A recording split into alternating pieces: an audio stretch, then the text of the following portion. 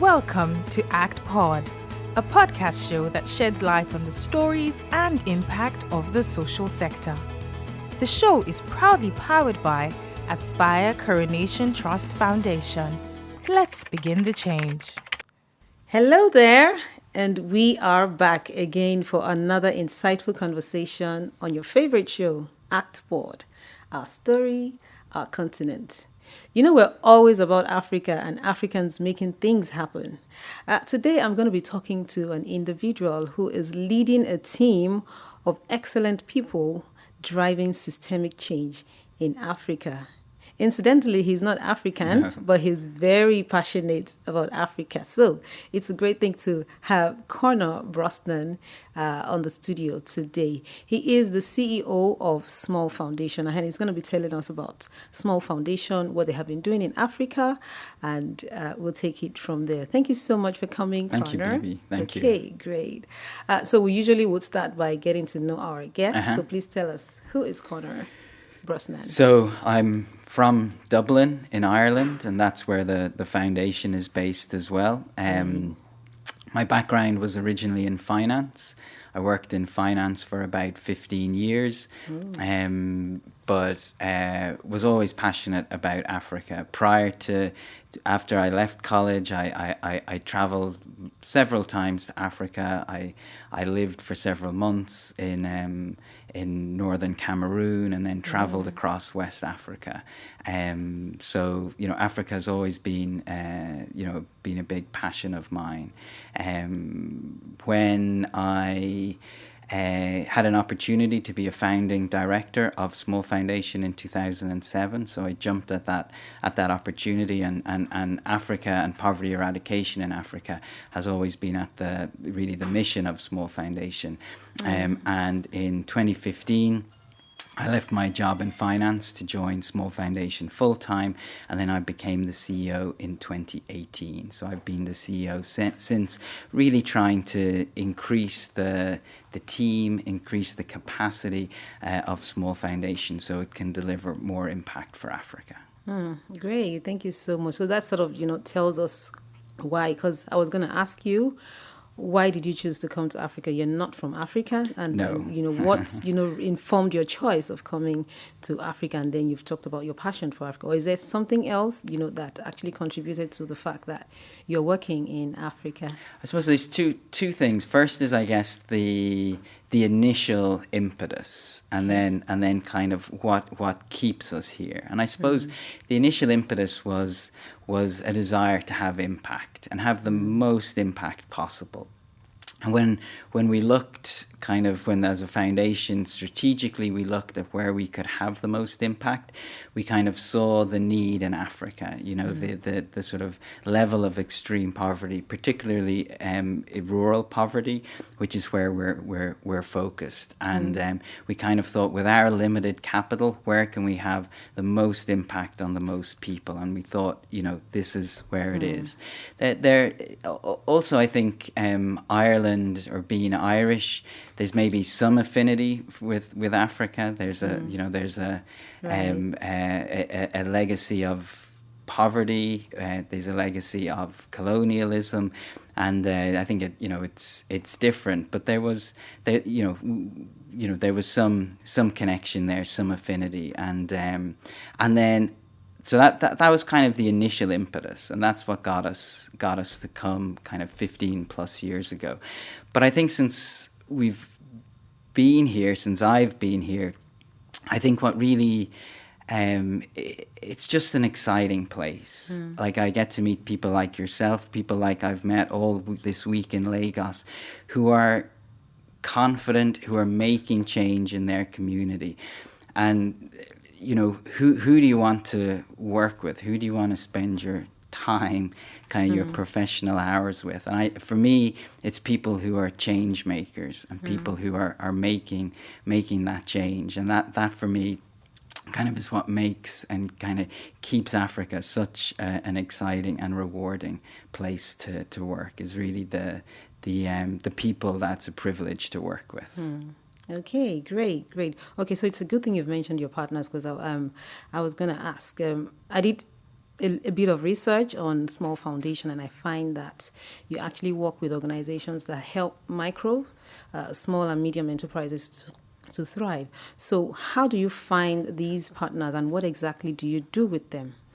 Okay, firstly on finding them, it's the type of partner we want. So you got it exactly right. It's the intermediaries that are supporting the micro, small and medium enterprises, particularly those who have those sort of enterprises that are having an impact in rural areas. We're also looking for enterprises, could be organizations that can have sustainable and scalable impact in the areas that they're working. And then the third area we're particularly looking for is, from our perspective, additionality.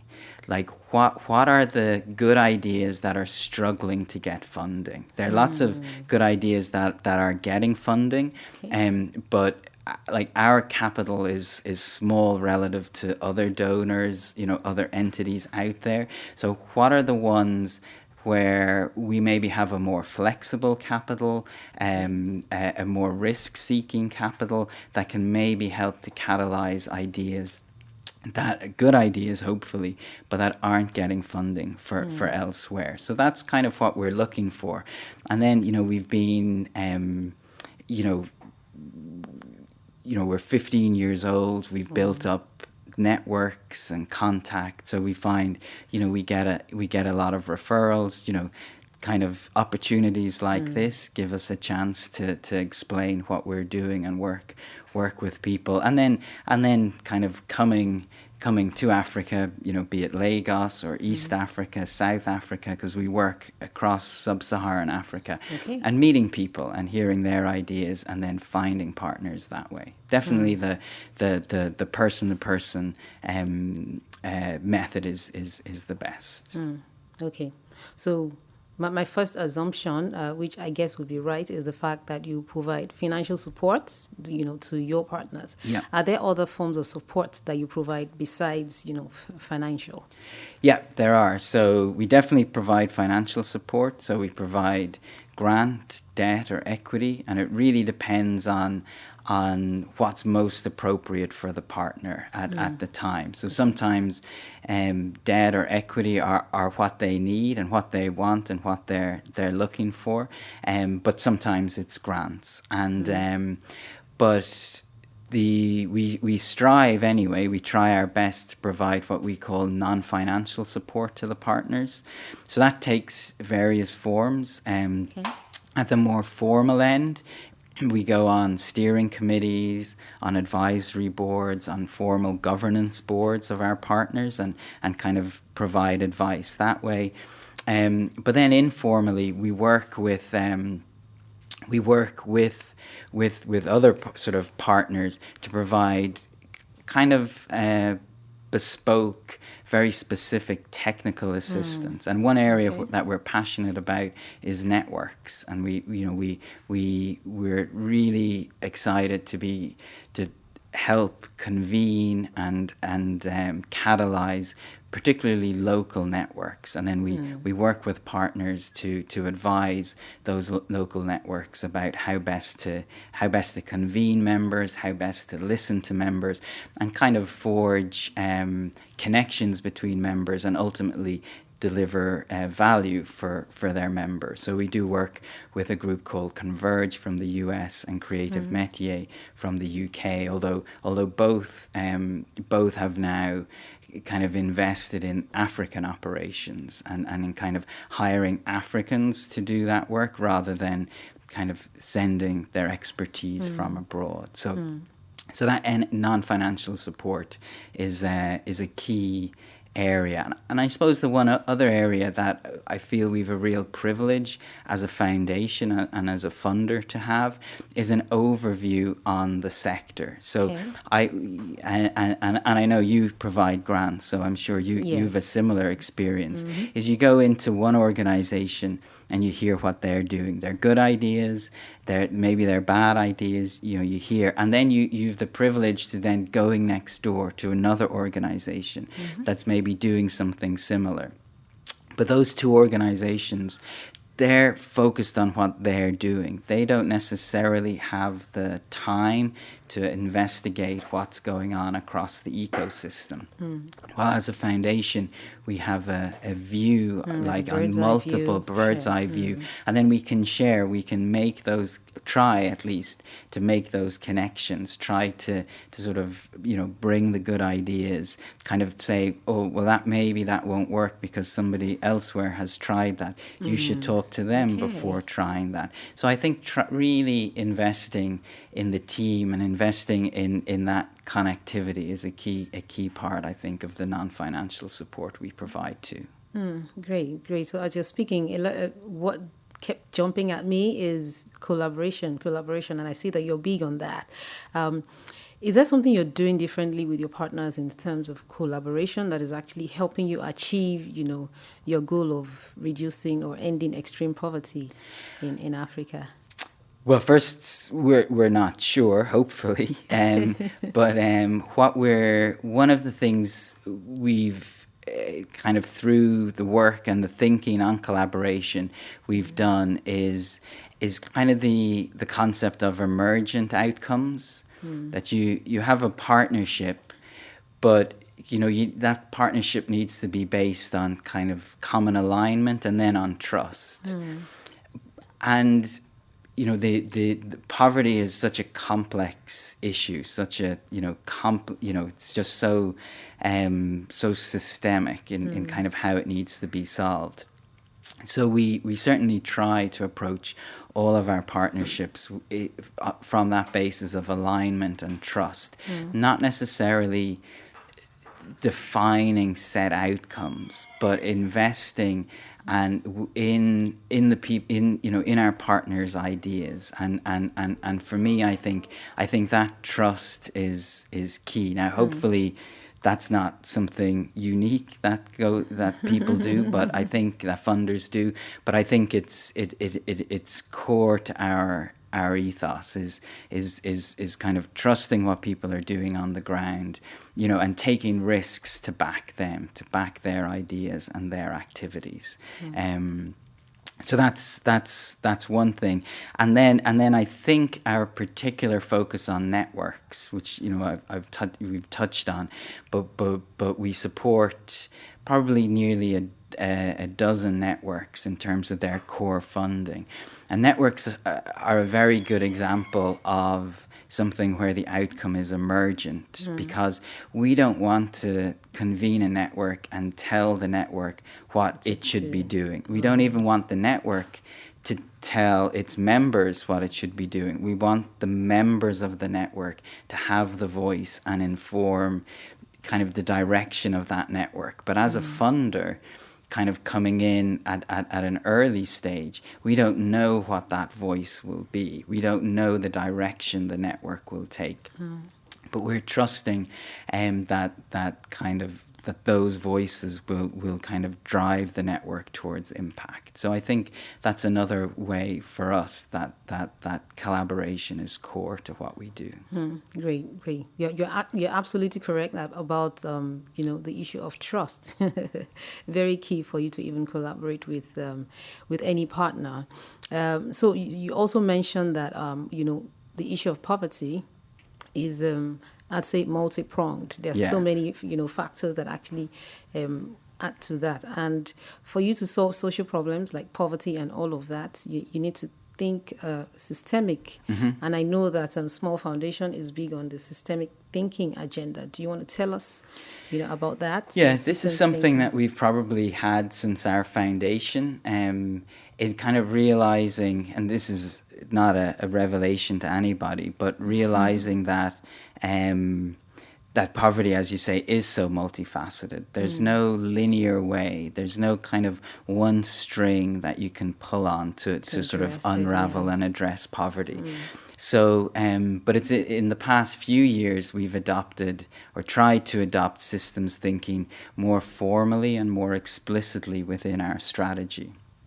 So when we look at it, and I'll definitely admit that there's so many ways to look at the system. There's so many entry points into the system. But the three we use is the first one is commercially viable intermediaries serving rural MSMEs. So how can we get those business models up and running? Now, our part might be, as I said, grant, debt, equity, or the non-financial support.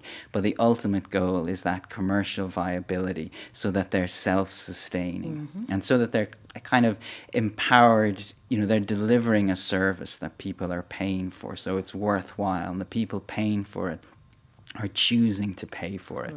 Right. So that's one way we enter the system. The other is looking at the ecosystem and trying to increase the level of trust and transparency within the ecosystem. So as I've mentioned, that could be through the networks, where you're bringing different stakeholders together and giving them then a common voice. That's one way.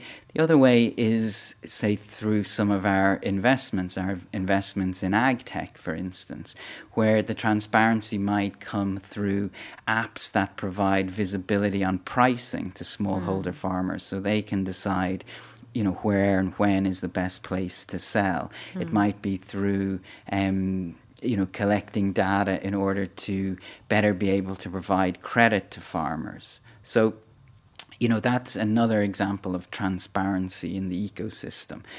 So that's the second, that trust and transparency is the second strand. And then the third strand is really around empowerment and kind of the stories, the stories of success, the stories of solutions to problems, and looking to give our partners that opportunity to sort of tell their stories and address maybe some of the the views even within the development industry about what's possible to do in terms of eradicating poverty.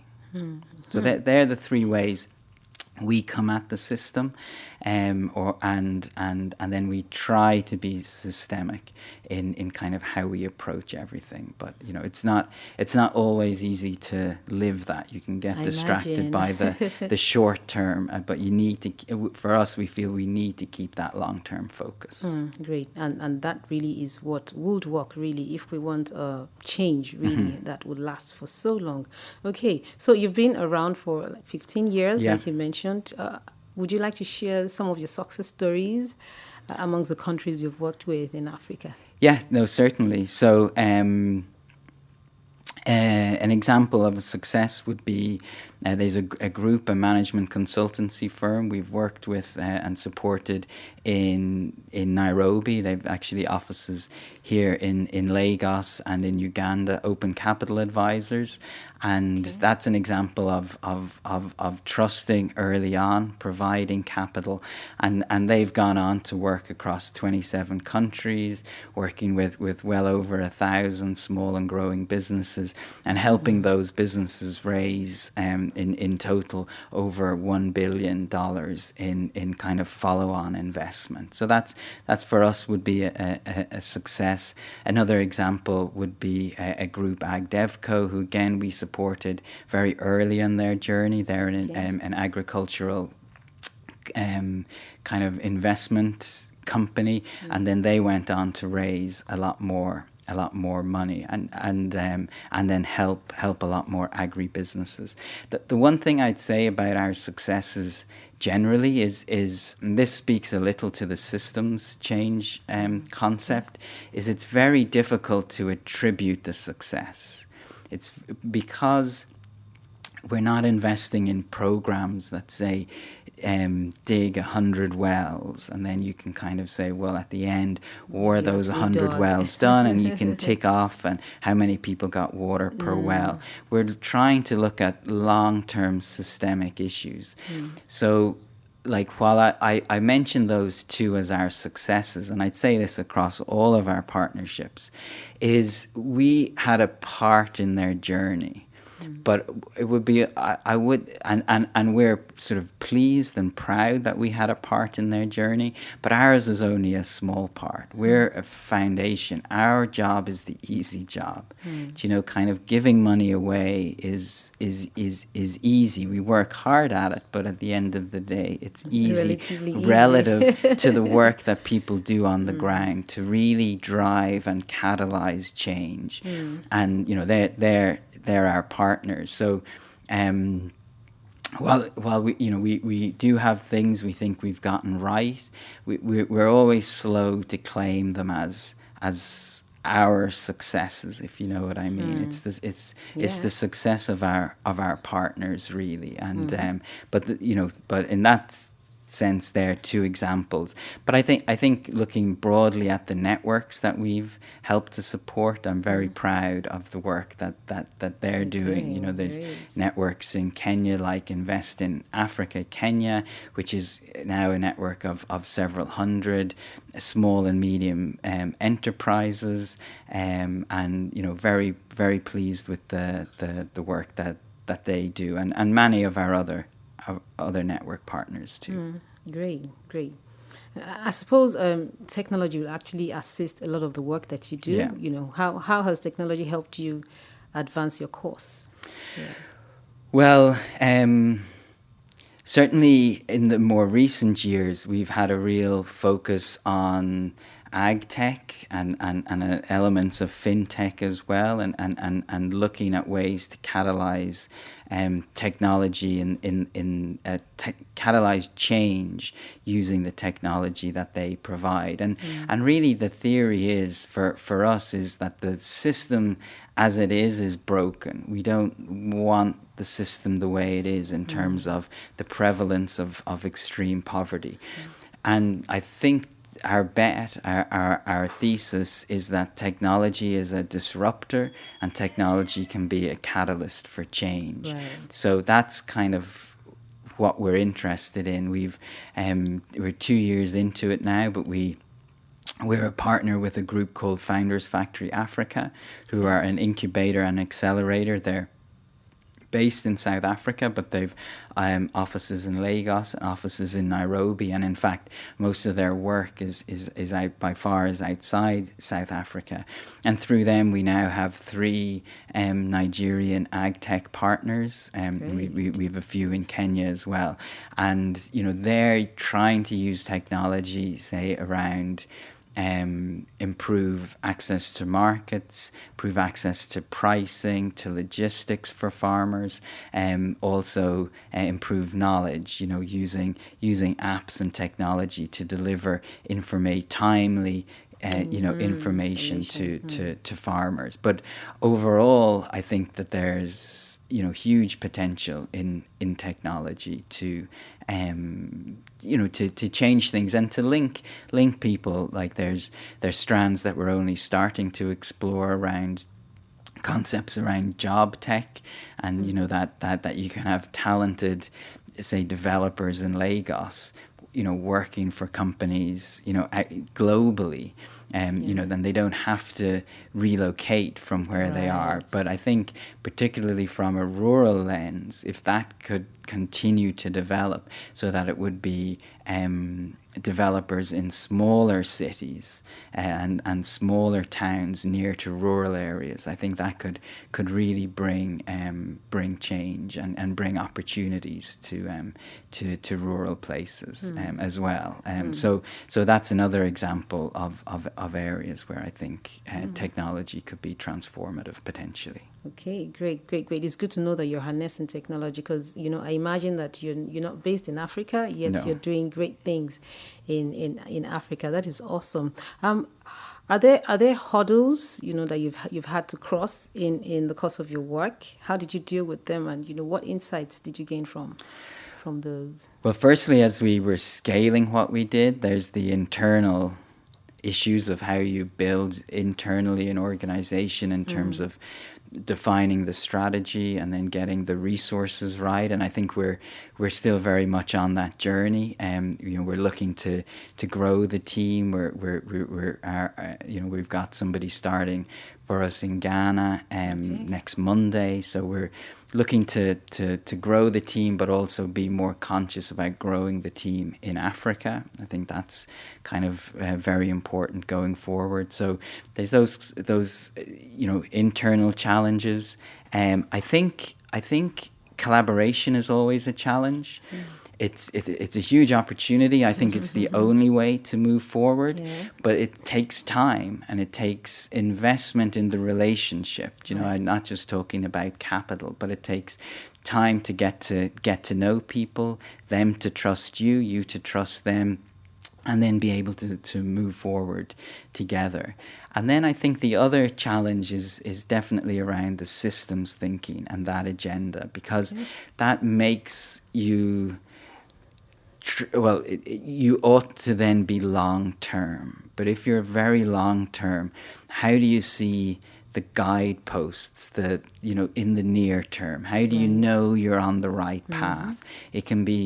We find it can be hard to know that we're on the right path because long-term things are hard to measure in the short term. So you don't necessarily see quickly that you're moving in the right direction. But we sort of believe in our strategy and believe in our partners and invest for the long term. But it can sometimes be a challenge to not get distracted by things that kind of come up in the short term, and to keep faith when you're not necessarily getting that very quick feedback on success. But we do believe that that's the right strategy, and that that's really the way to maximize our long-term impact. Okay. Talk about small efforts, becoming big at the end of the road. Great. Okay, so lastly, I just want to know, what is Small Foundation's outlook for 2023? How can partners find you, for example, if they want to work with you, either get grants from you, or if they would like to fund you? I suppose you're open to funding, for example, being funded. I guess, we haven't to date been funded externally, but we're definitely open to that, and open, and like we have worked closely with other funders, not being funded directly, but certainly being kind of co-investors on different projects. So we work very closely with other funders, so very open to those conversations. So like looking at 2023, like we've never seen more opportunity. Like we've never had if you like a stronger pipeline, and had better partners, I think, than we do now. Better partners and better potential partners. So we're growing the team to be able to capitalize as much as we can on those opportunities. And we see this week has been really great to be in Nigeria and meet a whole range of people, from accelerators to ag tech businesses to banks who are doing fantastic work in the area. And I think kind of there's plenty for me to go home with and then follow up on in Nigeria. But so extremely positive. And then our conundrum, our challenge is always managing our own capacity. Like, our team is relatively small. We have about 12 people, and being able to build those deep partnerships and build them, across different areas and different geographies in Africa to really deliver impact. That's a challenge, and it's a challenge to say no because of our capacity constraints. We always have to say no to some good ideas, and that's probably one of the hardest things about the role, and I think about philanthropy generally, is like that good work is going on, but either your human capacity is maxed out or your financial capacity is maxed out, and so you do have to say no sometimes. But I think going to our website, www.smallfoundation.ie, or emailing inquiries@smallfoundation.ie. They're two ways to find out more about what we do and then get in touch with us. Okay, great. Thank you so much for coming on the show. In case you're wondering, Small is SMALL. Yes, Small Foundation. So you can go find out about them on their website. Thank you so much, Conor, for gracing. Well, thank you, BB, and really appreciate show. the opportunity. Thank you so much Thank for the you opportunity. too. Yeah. And I do hope that you have a productive stay here in Nigeria. Well, I've really enjoyed my So far. Lagos, yeah, so far, and I'm really excited to come back soon, I hope. Okay, great. Thank you. Yes. And this is where we end the show for today. Do stay tuned next time. Thank you for listening to ACTPod. For inquiries and feedback, please reach us on actpod@actrustfoundation.org. Follow us on social media at ACTFoundation_ on Instagram and Twitter, and Aspire Coronation Trust Foundation on Facebook. The show is proudly powered by Aspire Coronation Trust Foundation. ACTPod, our story, our continent.